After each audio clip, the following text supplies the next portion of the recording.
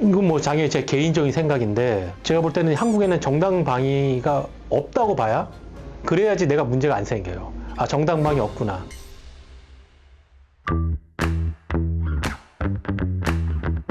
2014년에 원주에서 일어난 집 주인하고 도둑하고 싸움이 붙었다가 도둑이 내사된 상태가 있었는데 미국 변호사로서 이거에 대해서 어떻게 보시나요? 물론 그 상황을 뭐 정확히 알아야겠지만 일단 제가 볼 때는 늦은 밤에 도둑이 침입을 했고 집주인이 반응을 해서 대응을 하다가 뇌사 상태가 일어난 거면 일단 기본적으로 정당방위라고 보게 되는데 만약에 뭐 그 도둑이 아이였거나 뭐 이래서 좀 좀도둑 같은 사람이었는데 훨씬 큰 어른이 뭐 무기를 쓰거나 이렇게 했다면 좀 약간 다뤄봐야 될 이슈가 있긴 한데 기본적으로 그냥 비슷하다고 생각할 때는 정당 방위였겠죠? 그러면 변호사님, 원주 사건이 미국에서 동일하게 발생했을 때도 집 주인이 1년 6개월 이 징역형 선고를 받았을까요? 아니요. 저는 아니라고 생각하는 게 미국 법을 좀 설명을 드리자면 이게 지금 자기 집에서 일어난 사건이잖아요. 그러면 이제 미국에는 이 셀프 디펜스에 적용되는 이제 법을 크게 두 개로 좀 볼 수 있는 게 이제 캐슬 독트린이라고 내 집은 성인 거죠. 성이기 때문에 남이 누가 침입하면 그걸 막을 수가 있는 거죠. 그런 것들은 주로 이제 좀 남부, 서부, 우리가 트루 맨 스테이트라고 하는데 진정한 남자의 주들이다. 누가 시비에 걸렸을 때 내가 피하지 않아도 되는 그 정도로 정당방위를 많이 적용시켜주는 곳인데 그게 아마 제가 알기로 20 몇 개 주가 그렇고 또 나머지 주들은 좀 그 정도는 아니고 대신에 내가 피할 수 있다면 그 상황은 피해야 된다. 또 이런 거 있지만 그래도 당연히 시비가 걸려서 싸움이 붙은 상태에서는 내가 당연히 정당방위가 인정이 되죠. 그거를 적용하는 주에서는 이제 이런 상황에서 징역이 나올 가능성은 거의 없다고 보고요.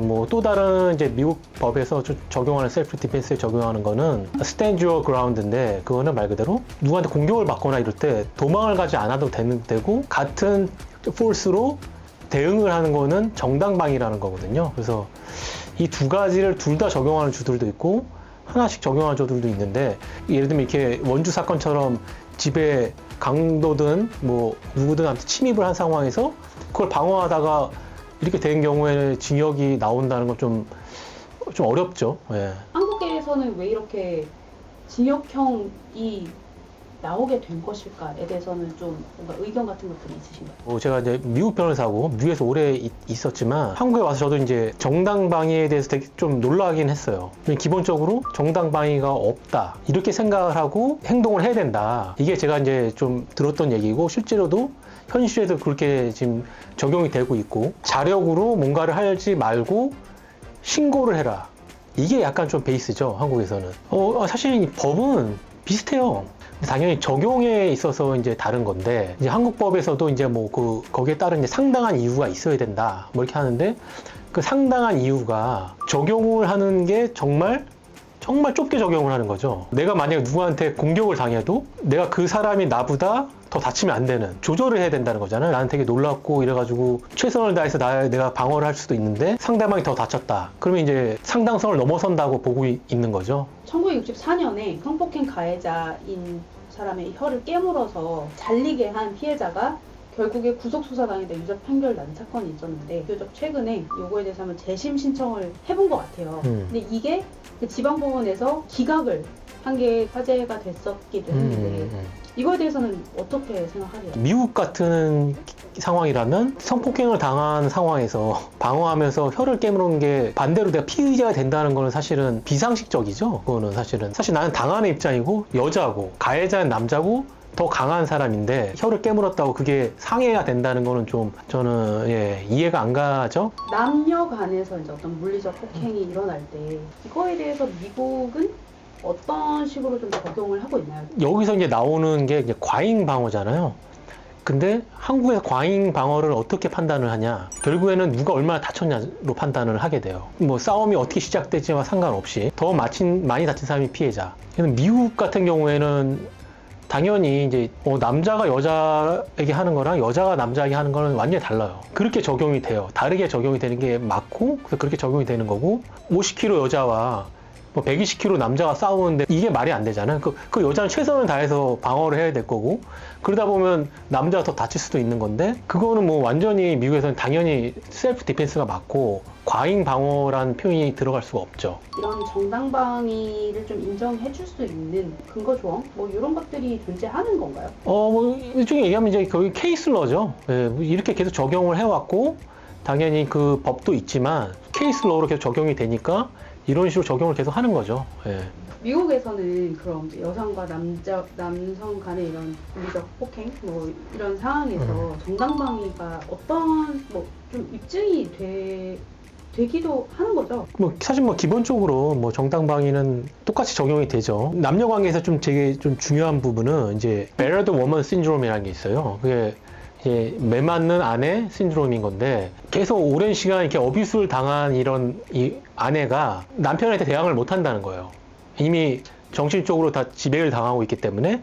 그래서 와이프는 결국에는 남편이 잘 때, 그때 살해를 하고 이런 경우들이 종종 있었어요. 그래서 이 부분에 있어서는 이제 셀프 디펜스에 이제 해당이 원래는 안 되죠. 왜냐하면 나한테 오는 데인저가 없잖아요. 곧바로 나한테 행해질 수 있는 그런 위험이 없기 때문에. 그래서 사실은 이게 원래는 예전엔 정말 옛날엔 안 됐지만 그 다음부터는 이게 인정이 되면서 그럴 경우에는 이제 정당방위로 인정을 해주죠. 이게 말 그대로 좀 오랜 시간에 걸쳐서 이렇게 될 경우에는 와이프는 저항하지 못한다는 전문가들의 원래 그런 의견들과 막 이런 게 다 합쳐져서 이게 된 거고, 뭐 한 몇 달이든 뭐 짧게 이렇게 내가 어비스를 당했다 하면서 이렇게 셀프 디펜스로 이걸 써먹으려고 할 수는 없죠. 예, 이런 게 그렇게 단순하게 되진 않죠. 한 틀에 모든 걸 다 갖다 담는 건 아니고, 이렇게 뭔가 빠져나올 수 있는 부분을 이런 식으로 막아주는 거죠. 정당방위는 이런 요소가 다 있어야 돼.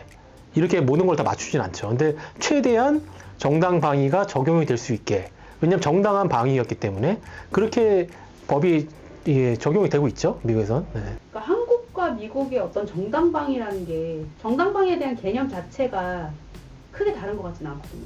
이거에서 한국과 미국의 가장 큰 차이점은 어떤 거라고 생각하세요?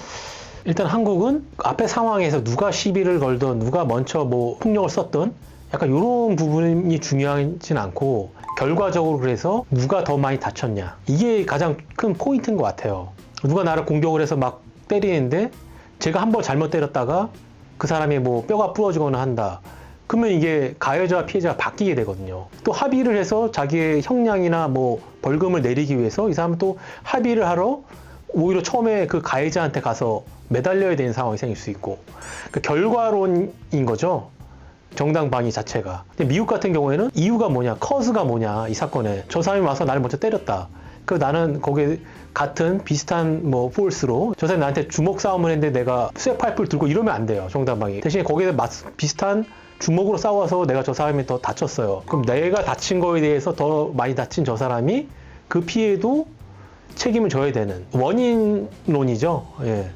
원인이냐 결과냐, 이게 제가 볼 땐 가장 큰 차이인 것 같아요. 한국의 정당방위에 대한 어떤 이제 판결, 이런 과정이 적합하시다고 보시나요? 이건 뭐 당연히 제 개인적인 생각인데, 제가 볼 때는 한국에는 정당방위가 없다고 봐야, 그래야지 내가 문제가 안 생겨요. 아, 정당방위 없구나. 나라가 더 안정이 될 것 같긴 해요.